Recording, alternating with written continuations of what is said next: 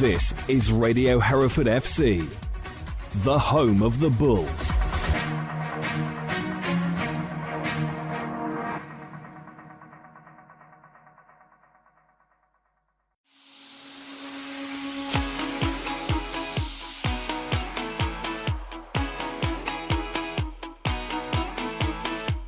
Hello and welcome back to the latest edition of the Bullscast with me, George Holloway. This week on the pod, a dramatic game in the FA Cup that saw Hereford beat Sporting Khalsa in extra time thanks to Eno Ento.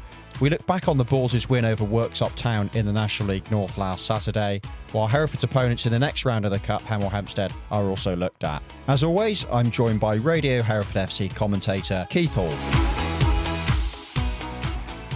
So Keith, Hereford are through to the third qualifying round of the FA Cup, but on Saturday they were busy earning a 2-1 home win against Worksop Town in the league. Over 2,500 were inside Edgar Street, and before kick-off we saw the show Racism, the red card display, fundraised by Bulls fans. It was a good reaction from the supporters all around the ground. Pretty much those sort of red cards were shown from everybody, and I thought it got the message across that, you know, racists are not welcome at Edgar Street. Not for 1 minute thinking Hereford were a racist club anyway.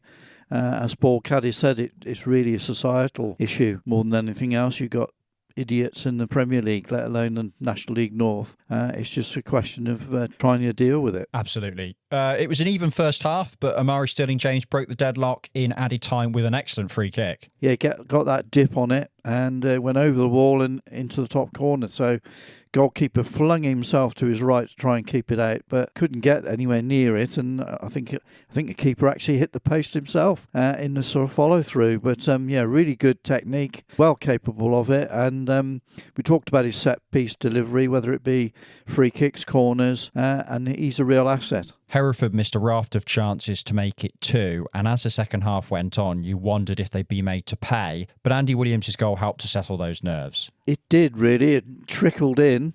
I'm glad it wasn't a wet surface or muddy pitch, because it might not have rolled in. Didn't have much purchase behind the ball, but it was accurate, and once again the goalkeeper couldn't quite stretch to it, and it found low in the bottom corner.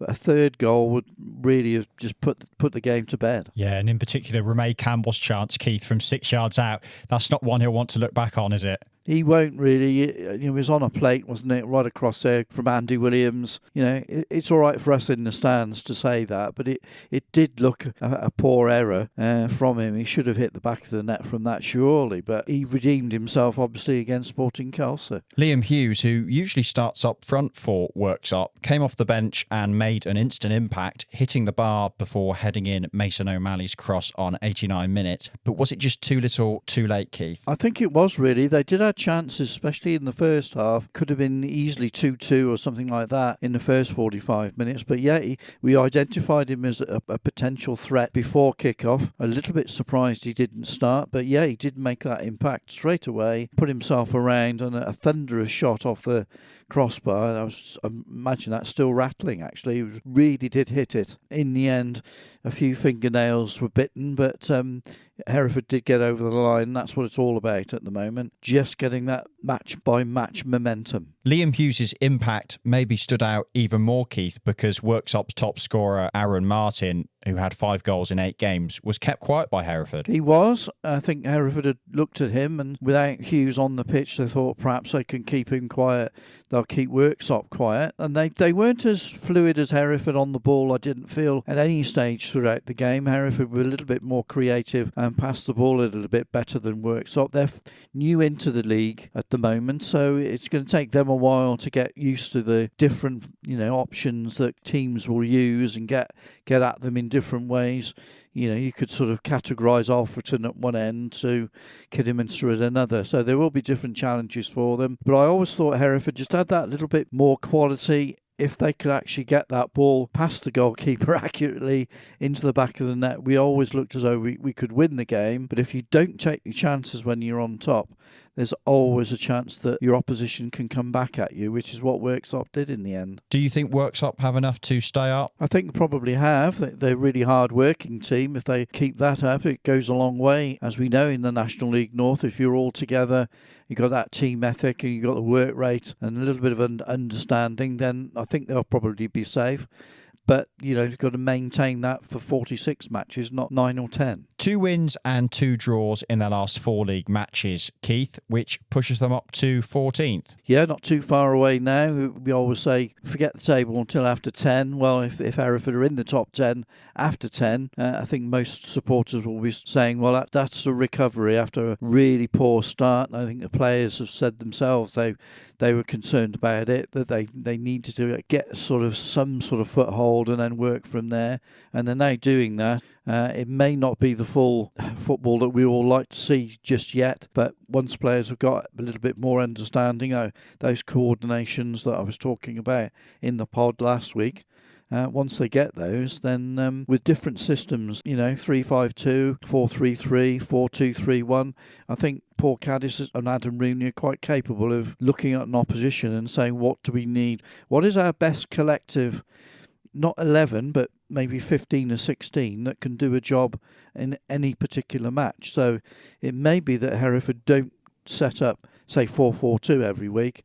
They are going to be flexible. Sometimes it's horses for courses. It is. I do feel that Paul Caddis, since coming in, has looked at the opposition week by week and made targets as what strengths and weaknesses that they've got. So it's probably not as in-depth as maybe we've had in the past, but because of his experience and Adam Rooney's experience, especially in this division, he's helping Paul Caddis because he knows most of the clubs and the way that usually their style of play. And I think between the two of them, it works.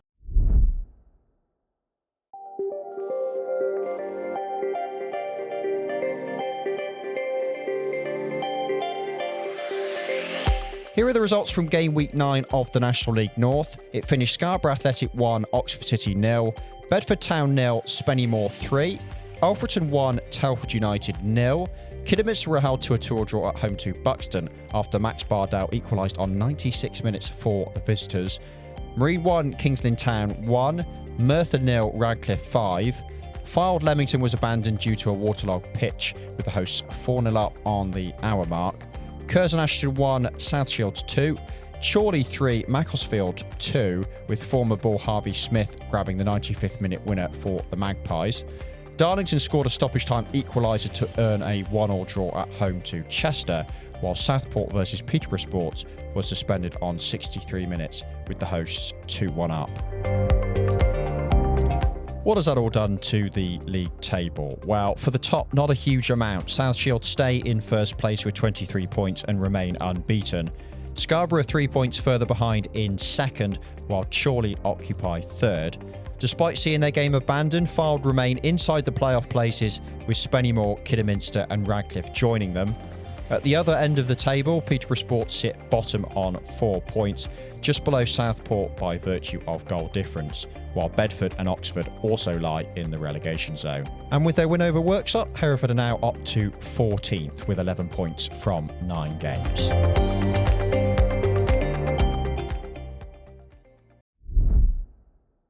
Hereford are through to face Hemel Hempstead in the third qualifying round of the FA Cup, thanks to a dramatic 3-2 victory at Sporting Khalsa that saw Eno grab the winner in extra time. A great game, Keith, that seemed to save its best for the latter stages. Yeah, it seemed to pick up, didn't it, right the way through the game. It was always going to be fast and frenetic because of obviously the 3G surface. It's not one of the best ones, so it does bounce extremely highly.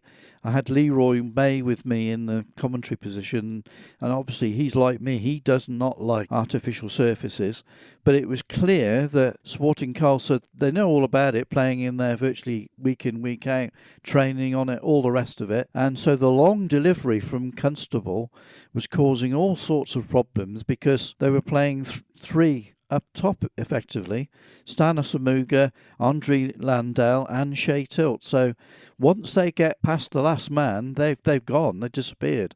So it was really tough, I felt, for Carl Hawkins. He had to manhandle Andre Landell throughout the game, but then you've got Tilt and Asamuga working their way down the flank. So if the ball was accurate between the last two Hereford defenders, they're always finding it difficult to turn and get back into position. So they did cause Hereford threats right the way through the game, even in extra time. So could have gone either way.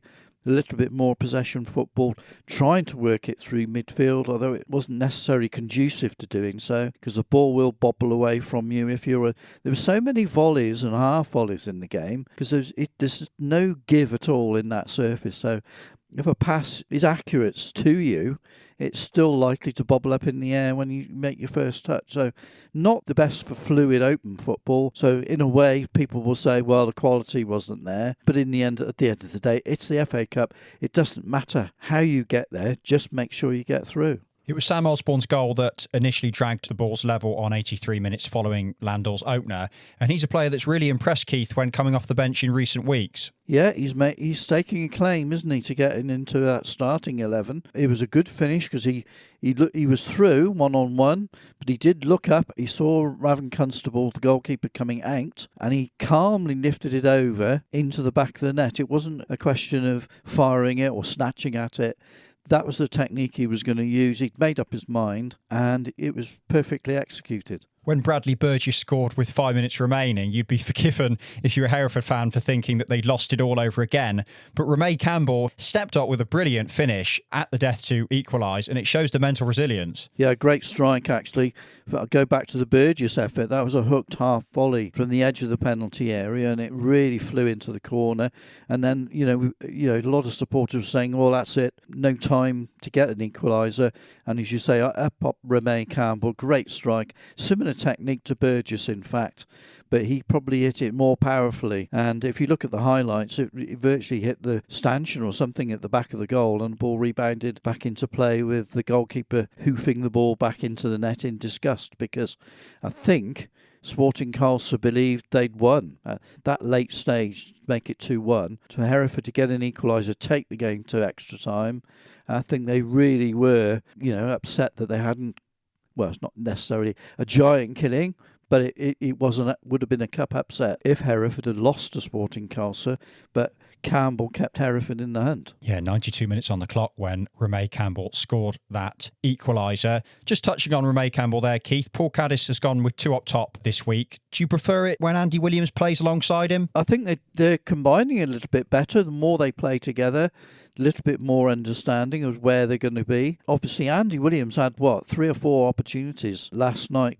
He always somehow hits the ball, perhaps, some would say too early, but he's got such good technique and experience over the years. I mean, he could easily have scored within, 90 seconds of the kickoff. With a volley, it was in actual fact, looping up just over the top of the crossbar, and it dropped onto the roof of the net. So on his day, Andy Williams is still a real threat to opposition defences, and the fact that he's scoring goals, he's got 3 now.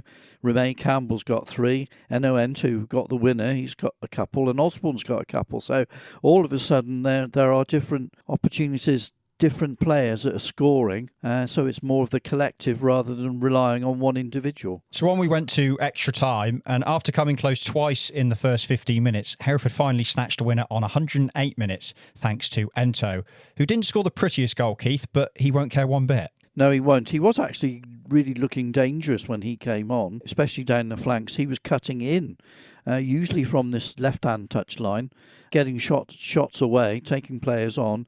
That's why I think his supporters are excited by him, because he's come into it and he doesn't show any sort of emotion other than I'm going to take on my next defender.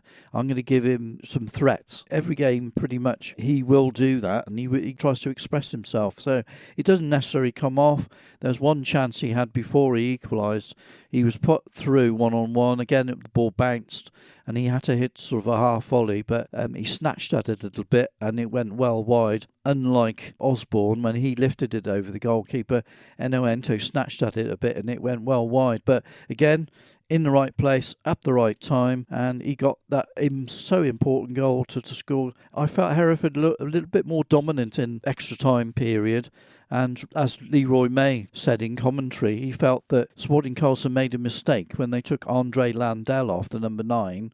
They'd never really posed those physical threats because he was tangling with Carl Howkins for a lot of the game, and he had the pace to get past Howkins if he could work his way through. But such is the experience of Howkins, he kept him fairly quiet. But on the occasions he got free, he was away and had chances to score. So maybe that's something Hemel Hempstead will look at. A lot of mental resilience shown by Hereford, Keith, on Tuesday night to come from behind twice and grab the winner in extra time in the face of exiting the FA Cup to lower league opposition. They were really up for it, I felt, Sporting Khalsa. Maybe, what happened fired them up to a degree, and they worked hard all the way through the game. They made a couple of changes because of injury, but they were still there right the way through, the 120 minutes, I suppose it was. But they gave Hereford a real going over in the way that they play. Constable bisecting the midfielders, hardly any midfield build-up from Sporting Khalsa throughout the game. It was always up there to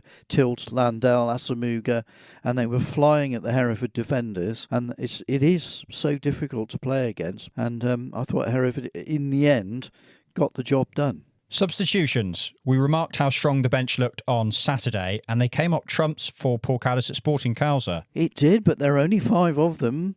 That includes Ollie Lewis, the substitute goalkeeper. Obviously, no Lawson Diath, no Michael Parker, no Matt Preston, all out injured. So Adam Rooney came on and he said in his post-match interview that, if we are down to the bare bones if I'm on the bench. Well, in fact, I thought he did well when he came on. He was almost orchestrating as an assistant manager from the middle of the pitch. And he plays the ball simply and he knows where he wants his players to be. So actually, I think that helped, that experience, games management, whatever you want to call it, from Adam Rooney. I think it really helped Hereford get through in the FA Cup. 2 wins in 2 different competitions. A good week's work, Keith. Yeah, 5-match unbeaten run from that really horror start. Paul Caddis said, look, we haven't just turned the corner. I don't want to look at it that way. It's still match by match. Anything can happen in football. Don't get too down when you lose. Don't get too high when you win. But I do feel that if you can get on a cup run, Lewis Hudson was talking about it as well after the win against Sporting Khalsa. If you can get those little bits of momentum, you get that bit of extra confidence. You know as a group that you're working hard together. And once you get those victories, it will help. And as Carson Wishart was remarking last week, Keith, prize money that you get from these early FA Cup qualifying rounds can potentially go to a player later in the season. It can. I say, look then potentially at transfer market at some stage. It may not be straight away, but later in the campaign, maybe after the turn of the year, you can see where you are within the division, what you need to do to get into contention maybe. Say if Hereford are still 4 or 5 or 6 points adrift of the playoff places, I'm sure Paul Caddis will identify targets, see if he can bring them in and make that playoff push. Yeah, I think just over £3,000 was the amount that Hereford got for winning that tie-off at Sporting Khalsa on Tuesday night. So Hemel Hempstead are Hereford's opponents in the next round of the FA Cup, which takes place this coming Saturday in Hertfordshire. National League South opponents, Keith, what can we expect from them? Yeah, quick turnaround, isn't it? I don't know when Hereford last played 3 FA Cup ties in a week, but it seems like. But anyway, yeah, Hemel Hempstead, I've never been there to the ground, so I'm looking forward to it. Same status as Hereford. They're unbeaten at home so far. They've played 5 at home, won 3, drawn 2. And their only defeat in the season was away at Dagenham Redbridge back in August. So they've got a bit of form. They only finished mid-table last year in the National League South. They didn't really threaten to get into those playoff positions. But, they've got some threats in there.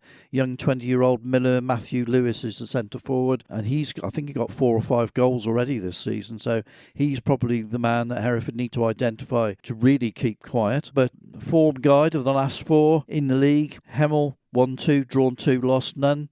Hereford 1-2, drawn 2, lost none. So both 8 points, so both respectively in the same sort of form. It could be a cracking cup tie, to be fair. And good to test yourself against opposition from the same level. Yeah, it is. Hereford obviously had that game against Chippenham in the pre-season friendlies, which people looked at in the end and said, well, that's a good test because it's North v South. Well, it's going to be exactly the same in the FA Cup. Hereford, even with Hereford FC, disregarding Hereford United, have got a better FA Cup record than Hemel. They've only ever got to the first round in the FA Cup twice before, back in 1939, would you believe, and the 2014-15 season. So they haven't got good cup traditions.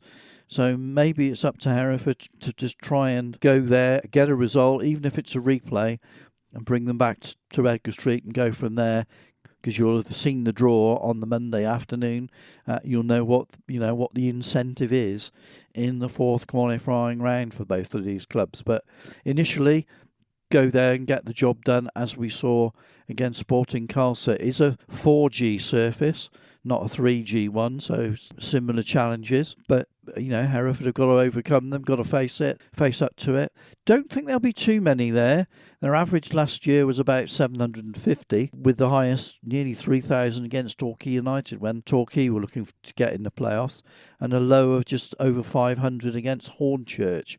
So they're not extremely well supported, but I'm sure they're going to be very vocal. With that home record that they're guarding this season, unbeaten so far, it's up to Hereford to go and make a real fist of it. Before we go, let's just touch on Michael Parker. Adam Rooney did clarify in his post-match interview that he's gone back to West Brom to have a scan and that talks to extend his loan deal will take place later this week. Yeah, he was actually there and watching the game, so it obviously shows that he's got that team ethic. He wants to see the squad do well, and so from that perspective, that's a good sign. It's all up to the clubs now to try and agree an extension and go from there. I think the vast majority of Hereford supporters that I've certainly spoken to think he's a real asset. So hopefully that deal can be extended. And he's made a real impact in terms of Hereford's slight style tweak in the last few weeks. Well, again, it's that enthusiasm as well as obviously he's very skillful and good technique.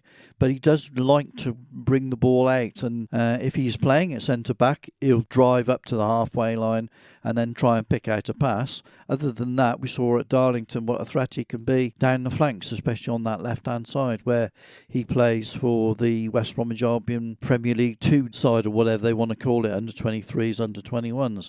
So he's got a lot of ability. He's got to learn his trade, as it were. And it's probably a good move for him in the National League North. He's going to get regular game time week in, week out if he stays fit. Whereas if he perhaps went to a League One side or something like that, he may not get minutes on the pitch. So at this stage, this time in his career, it might be as well to stay with Hereford. Fingers crossed from me. Let's hope so.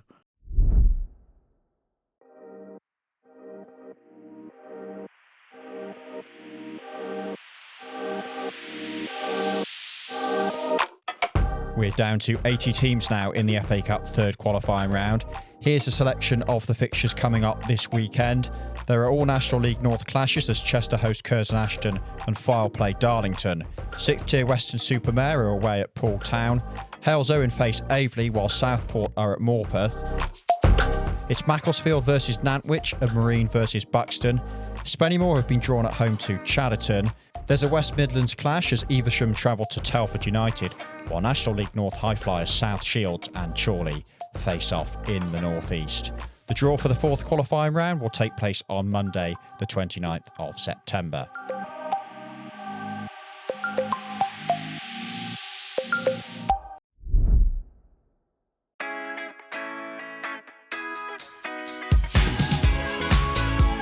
Thank you very much for listening to this episode of the Bullscast. Keith and I will be back next week to review all of the action from the Hemel Hempstead match and also look ahead to Hereford's trip to Leamington in the National League North. Until then, it's bye for now.